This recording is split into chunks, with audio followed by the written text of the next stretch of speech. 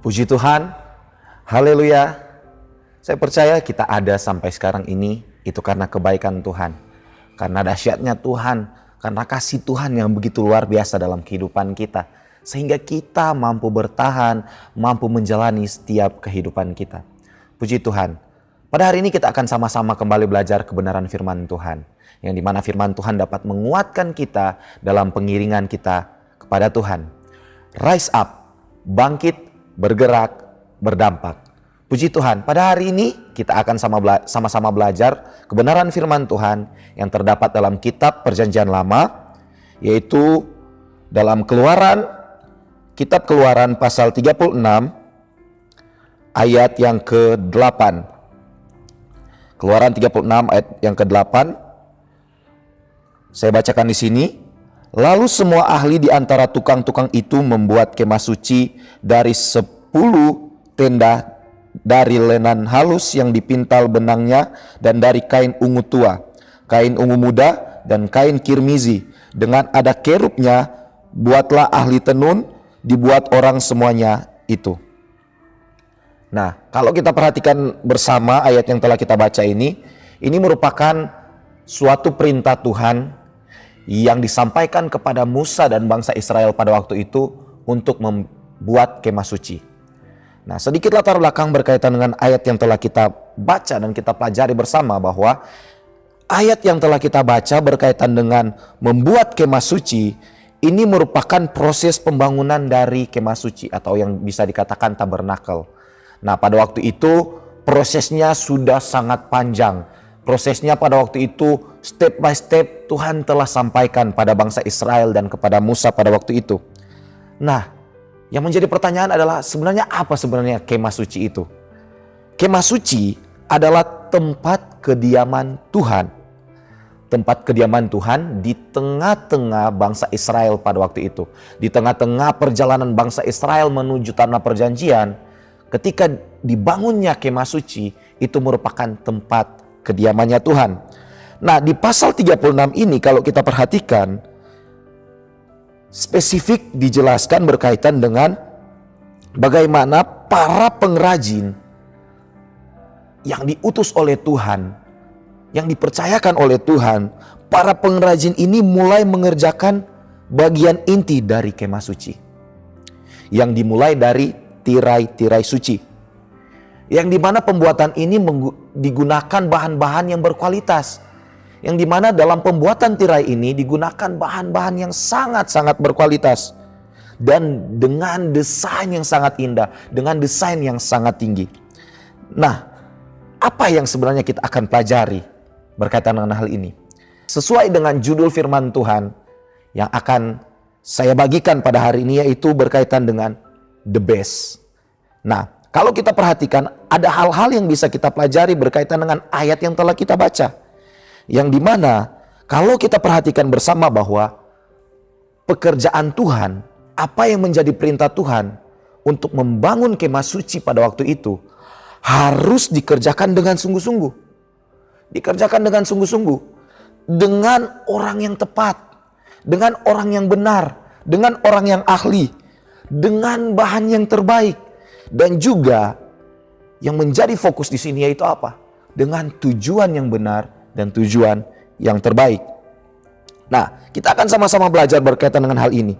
Sehingga kalau kita bisa artikan dari ayat yang telah kita baca, bahwa setiap apa yang menjadi perintah Tuhan, apa yang kita lakukan untuk Tuhan, kita harus melakukannya dengan the best, dengan yang terbaik. Puji Tuhan, kita akan sama-sama lihat, akan mempelajari ada beberapa hal berkaitan dengan the best ini, dengan yang terbaik ini yang akan kita sama-sama pelajari dan lihat. Yang pertama, kalau kita perhatikan di ayat yang ke-8, di pasal 36 ayat yang ke-8 di sini berkata bahwa lalu semua ahli di antara tukang-tukang itu. Semua ahli. Sehingga hal yang pertama yang kita akan pelajari yaitu the best talent, yang bisa saya artikan dengan serahkan keahlianmu untuk Tuhan. Serahkan keahlian yang terbaikmu, serahkan talenta yang terbaikmu, serahkan bakat yang terbaikmu untuk Tuhan. Kalau kita sekali lagi kita perhatikan di ayat yang ke-8 di sana berkata bahwa lalu semua ahli. Kalau kita lihat di terjemahan lain, di terjemahan bahasa Indonesia masa kini, di ayat yang ke-8 di sini berkata bahwa kemudian yang paling ahli di antara pengrajin itu. Yang paling ahli. Yang paling ahlilah yang membuat waktu itu. Sehingga hal yang bisa kita dapatkan bersama bahwa Tuhan memakai orang-orang terampil yang rela dipakai untuk pekerjaannya. Tuhan memakai orang-orang yang terampil. Tuhan memakai orang-orang yang ahli. Tuhan memakai orang-orang yang bertalenta, yang terbaik. Namun dalam catatan di sini yaitu apa? Yang rindu ingin dipakai Tuhan. Yang ingin dipakai Tuhan, yang rela untuk dipakai Tuhan. Talenta yang terbaik, tidak setengah-setengah, tidak main-main ketika memberikan yang terbaik bagi Tuhan. Ketika melayani Tuhan, ketika melakukan setiap pekerjaan kita untuk hormat kemuliaan nama Tuhan, kita memberikan yang terbaik. Tidak setengah-setengah, tidak asal-asalan. Sehingga hal yang pertama yang kita belajar itu the best talent.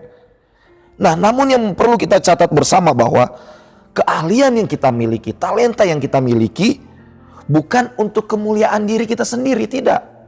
Melainkan setiap apa yang menjadi talenta kita, apa yang kita kerjakan dengan yang terbaik itu untuk Tuhan. Kalau kita perhatikan di sini, di ayat di sini berkata bahwa para ahli ini menggunakan keahlian mereka untuk membangun hadirat Tuhan, membangun kemah suci. Sehingga kerohanian dan keterampilan jika itu digabungkan maka menjadi ahlinya Tuhan. Ahlinya Tuhan. Sehingga ajakan firman Tuhan pada kita hari ini yaitu apa? Kita harus menjadi ahlinya Tuhan dengan setiap apa yang kita miliki. Talenta kita, keterampilan kita, kemampuan kita. Kita beri yang terbaik bagi Tuhan. Gunakan dan kembangkan potensi dalam diri kita. Gunakan dan kembangkan talenta dalam diri kita untuk hormat dan kemuliaan nama Tuhan. Kemudian hal yang kedua yang kita bisa lihat dan kita pelajari yaitu the best purpose. Kalau kita perhatikan di ayat yang ke-8, saya bacakan. Lalu semua ahli antara tukang-tukang itu membuat kemah suci dari 10 tenda dari lenan halus dan seterusnya. Kita fokus kepada kata-kata ini. Di antara tukang-tukang itu membuat kemah suci. Membuat kemah suci. Jadi pada waktu itu mereka, para ahli ini, orang yang memiliki kemampuan ini, memiliki tujuan yang sangat luar biasa. Membuat kemah suci. Sehingga the purpose ini bisa saya artikan dengan bekerjalah dengan tujuan ilahi. Bekerjalah dengan tujuannya Tuhan.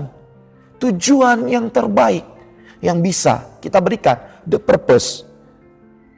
Kalau kita perhatikan pada waktu itu bangsa Israel, para ahli ini mereka melakukan proyek ilahinya Tuhan. Apa proyek ilahinya Tuhan pada waktu itu? Yaitu membangun tempat kediaman Tuhan. Itu proyek ilahi yang mereka lakukan. Yang menjadi pertanyaan sekarang, apa proyek ilahi yang kita bisa lakukan? Kalau kita perhatikan dalam Kolose 3 ayat 23 sampai 24 di sana berkata bahwa apapun juga yang kamu perbuat, perbuatlah dengan segenap hatimu seperti untuk Tuhan. Ini adalah proyek ilahi kita. Kita bisa menggunakan proyek ilahi kita di keluarga kita. Kita bisa gunakan di pekerjaan kita. Kita bisa digunakan di pendidikan kita, aktivitas kita. Kita gunakan proyek ilahinya Tuhan. Yang dimana proyek ilahinya Tuhan adalah kita melakukan semuanya untuk Tuhan. Lakukan untuk Tuhan, lakukan yang terbaik untuk Tuhan. Sehingga di sini dapat kita pelajari bahwa haruslah kita menggunakan setiap kehidupan kita untuk tujuannya Tuhan, untuk melakukan yang terbaik bagi Tuhan. Kemudian hal yang terakhir yang bisa kita lihat yaitu apa? The best quality. Berikan yang terbaik, bukan yang tersisa. Memberikan yang terbaik, mempersiapkan yang terbaik. Kalau kita perhatikan di sini dikatakan bahwa lenan halus yang dipintal benang, dan kain ungu tua, kain ungu muda, kain kirmisi. Kalau bisa kita pelajari, ini merupakan kain-kain yang terbaik. Sehingga apa yang kita bisa dapat dalam kita mempersembahkan korban bagi Tuhan, dalam kita melakukan apa yang menjadi tugas kita, perintah Tuhan, kita persembahkan yang terbaik. Di dalam 2 Samuel 24 ayat 24 di sana berkata, aku tidak mau mempersembahkan kepada Tuhan apa yang tidak berharga bagiku. Sehingga ajakan firman Tuhan, kita beri yang terbaik. Kita beri yang berharga bagi Tuhan. Dalam melakukan apapun itu, mari berikan kualitas yang terbaik bagi Tuhan. Berikan waktumu yang terbaik, berikan energimu yang terbaik, berikan talentamu yang terbaik. Puji Tuhan. Sehingga hal yang dapat kita pelajari, yang pertama, the best bukan tentang jadi yang terbaik di mata orang lain, melainkan jadi yang terbaik di mata Tuhan.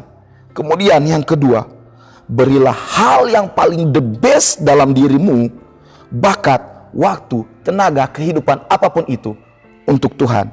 Dan yang terakhir yang bisa kita pelajari yaitu apa? Tuhan tidak tuntut kita sempurna, tapi yang Tuhan mau yaitu ketulusan dan ketotalan kita dalam memberikan yang terbaik bagi Tuhan.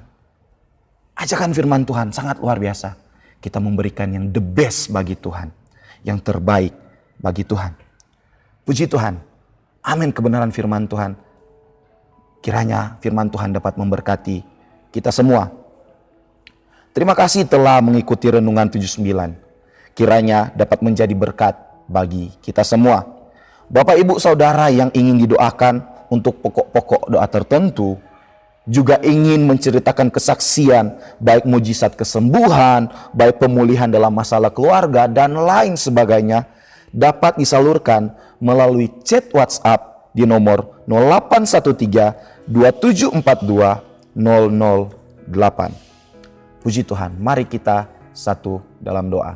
Terima kasih Yesus, terima kasih Tuhan, Engkau telah memberikan yang terbaik bagi kami Tuhan.